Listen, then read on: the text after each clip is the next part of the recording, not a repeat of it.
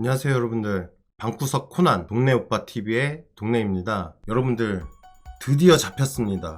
그놈들 이은혜와 조연수 드디어 4월 16일 낮 12시 30분경에 자택 오피스텔에서 검거가 됐다고 합니다. 진짜 많은 국민분들께서 염원했던 그 악당 연놈들이 드디어 잡혀서 마음에 안도감이 듭니다. 이 검거가 됐다는 소식에 많은 분들도 기뻐하셨을 거라고 생각을 하는데요. 일단 제가 가평 계곡 살인 사건에 대해서 찍는 영상은 이번이 이제 마지막이 될 것 같아요. 그리고 저번 영상에서 많은 분들이 관심을 가져주셔가지고 감사하다는 말씀 꼭 드리고 싶고요. 저번 영상을 안 보신 분들이 있어요. 혹시 제가 저번에 가평 계곡 살인사건 총 정리편을 1, 2부 나눠서 2편을 업로드를 했었는데 혹시나 안 보시고 오신 분들이 계시다면 꼭 한번 보시길 추천드릴게요. 여기 상단 위에 링크 띄워드리도록 할 테니까 안 보신 분들이나 가평 계곡 살인사건에 대해서 잘 모르시는 분들은 모든 내용을 압축시켜서 총 정리한 내용이 있으니까 꼭 한 번씩 보고 오시길 부탁드리겠습니다. 마음의 안도감이 듭니다. 이게 다 시민들의 제보 덕분인 것 같아요. 이은혜와 조연수는 작년 12월 13일날 1차 검찰 조사를 마친 후에 잠적을 하게 되었는데요. 약 지금 4개월 만에 붙잡힌 거죠. 공개 수배한 지는 약 17일 만에 검거가 된 상황입니다.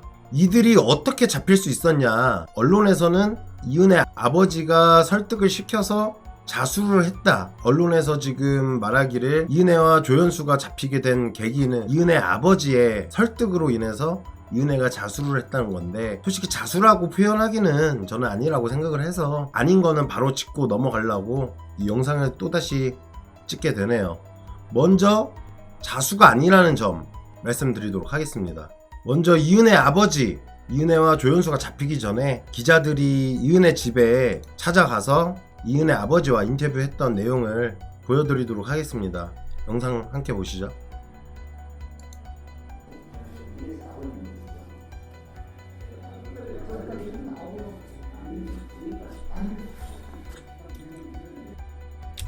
자, 여기서 보시면 이은혜 집 앞에, 이은혜 부모님이 사는 집 앞에 두드리지 마세요, 고발합니다 라고 손글씨를 써서 붙였는데요. 이은혜 가족들이 쓴 것 같아요. 여기서 보시면 이은혜 아버지 아직도 휠체어를 타고 계십니다.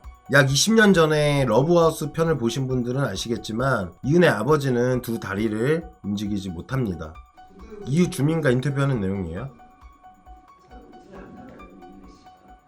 보시면은 안 와요, 안 와. 이웃 주민이 얘기합니다. 이은혜를 본 적이 있냐는 취재진 질문에 안 본 지가 오래됐다고 얘기를 해요. 이때도 이은혜 아버지는 취재진의 인터뷰에 응하지 않았어요. 하지만 다른 인터뷰를 보시면은 12월 이후에 못 봤대요. 이은혜를 통화도 못했다고 합니다. 잠적을 할 수 있었던 이유는 또 다른 공범이 있을 수도 있었겠지만 현 시점으로 봤을 때 오늘 검거가 됐잖아요. 결국엔 결정적인, 언론에서 지금 말하는 게 자수했던 이유는 이은혜 아버지의 설득으로 인해서 자수를 했다고 해요. 그리고 이은혜 아버지는 이은혜의 은신처의 주소까지 알고 있었던 거예요. 12월 이후에 연락을 못했다면서 어떻게 이은혜가 살고 있던 곳을 알았을까요? 당연히 이은혜와는 연락을 하고 있었던 거죠. 거짓말 한 거예요, 인터뷰에서. 자기 딸이 효녀라고 하면서 혐의가 과도하게 부풀려졌다고 얘기를 하는데 발은 안으로 굽는다고.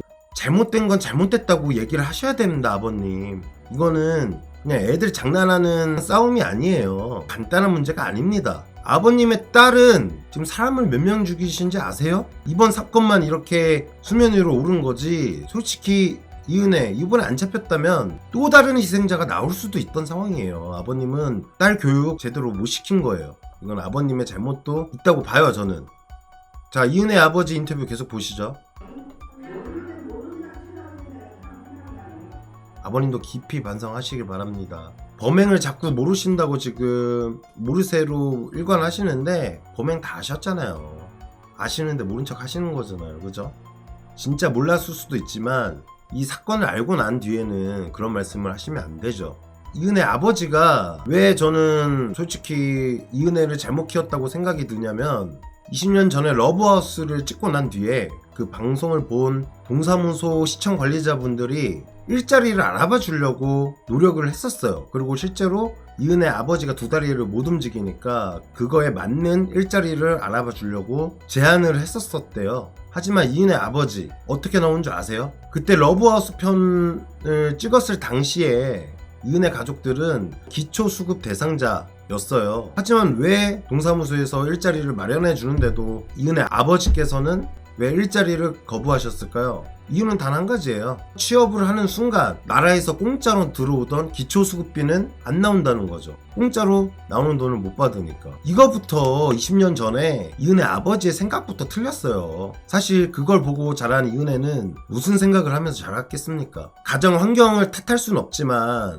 이은혜의 아버지를 보면 가정 환경을 탓할 수밖에 없게 만드는 장본인이에요. 생활이 어려우신 분들 중에서도 열심히 사는 분들이 계세요. 하지만 이은혜 아버지 같은 사람들 때문에 우리 사회에서 가난함의 색안경을 끼고 보게 되는 거예요.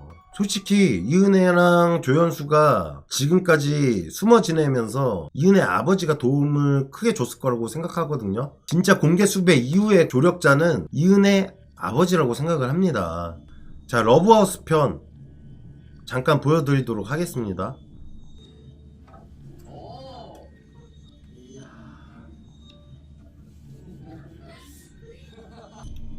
이거 보세요. 러브하우스 편에서 이렇게 컴퓨터까지 주고 2층 침대도 주고 이은혜가 이렇게 좋아했었어요. 그 당시에 이렇게 도움을 받았으면은 솔직히 더 열심히 살라고 노력이라도 하셨어야죠. 러브하우스 편에서 나왔던 그 집에 계속 지금까지 살고 있었던 거죠. 뒤에서 조력자로 숨기는데 일조한 이은혜 아버지는 법적으로 처벌을 받을 수가 없다고 해요.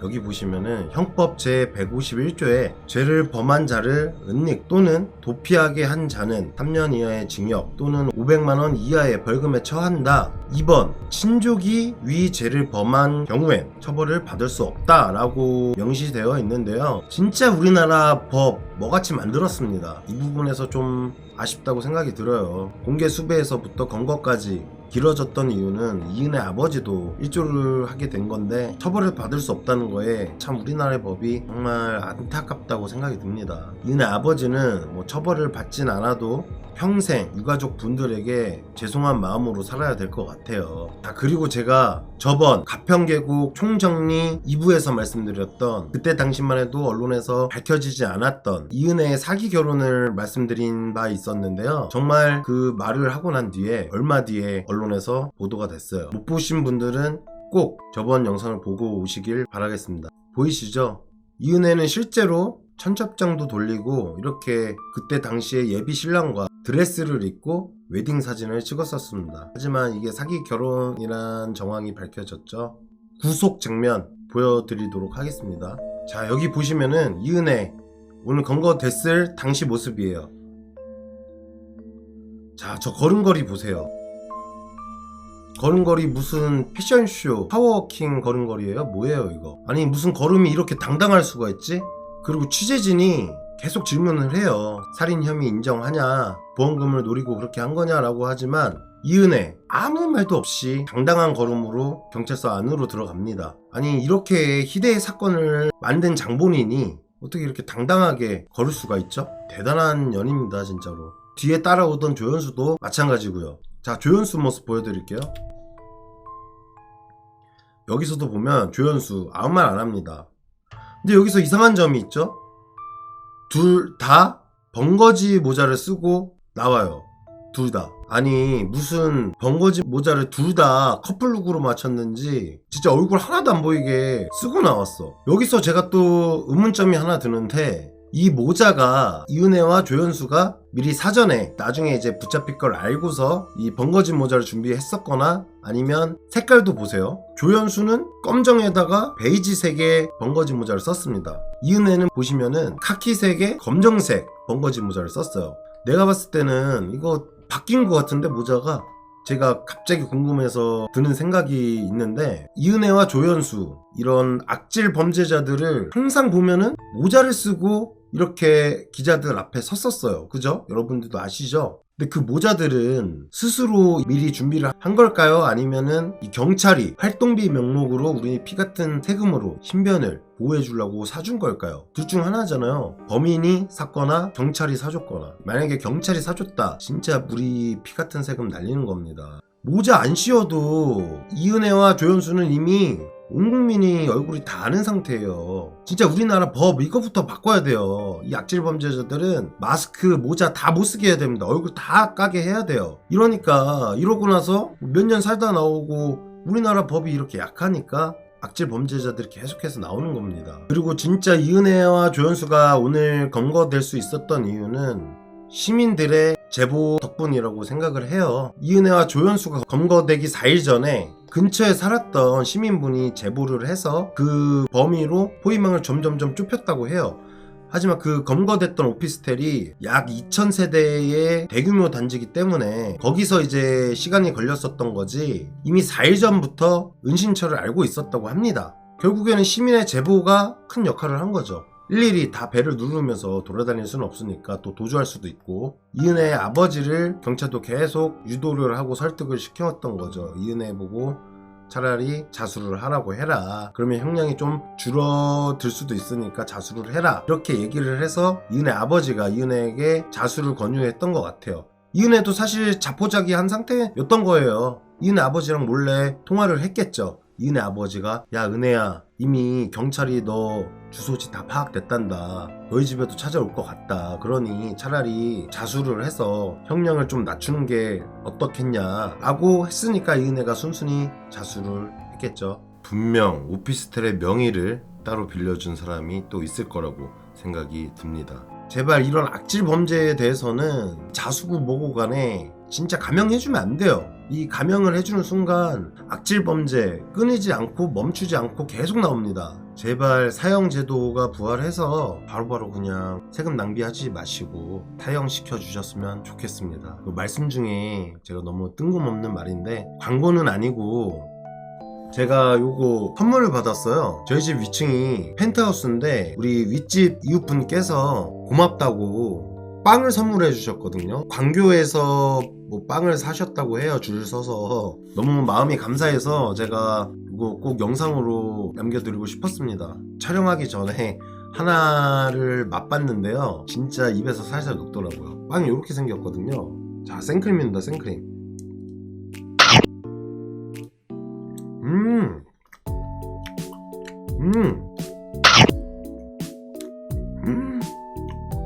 와, 입에서 녹네요 진짜. 자, 그리고 이은혜는 이 사건으로 인해서 살인을 2명을 더하게 돼요. 고 윤상엽 씨의 유가족분들, 그리고 이은혜 본인의 10살 된 딸까지 살인한 거랑 다름이 없어요. 이거 완전히 정서적 살인인 거죠. 유가족분들은 당연히 말할 것도 없이 2차 피해를 입으셔서 정서적으로 많이 힘들어 하실 것 같고요. 평생. 이은혜 하나 때문에 유가족분들은 평생 지울 수 없는 상처로 살아가야 될 것 같고요. 두 번째, 이은혜 딸은 도대체 무슨 죄입니까? 이은혜가 딸을 끔찍히 아꼈다고 해요. 아마 주변에 이은혜 딸이 다니는 뭐 초등학교의 친구들이나 그 친구들의 부모님들은 다 아실 거라고 생각이 들어요. 이은혜 딸은 앞으로도 평생 혼자서 외롭게 지내야 될 것으로 예측이 됩니다.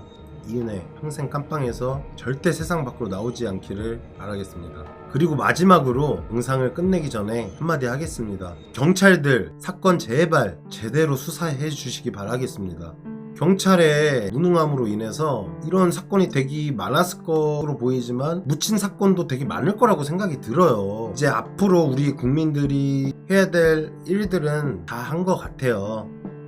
이제 앞으로 경찰, 그리고 검찰, 그리고 재판장님, 판사님들 재판 제대로 해주시길 바라겠습니다. 경찰도 지금까지 실수는 있었지만 앞으로 욕 안 먹으려면 조금 더 내일처럼 수사를 해주시면 감사하겠습니다. 저는 다음 영상에서 또 다른 사건을 파헤쳐서 인사드리도록 하겠습니다. 지금까지 시청해주셔서 감사합니다.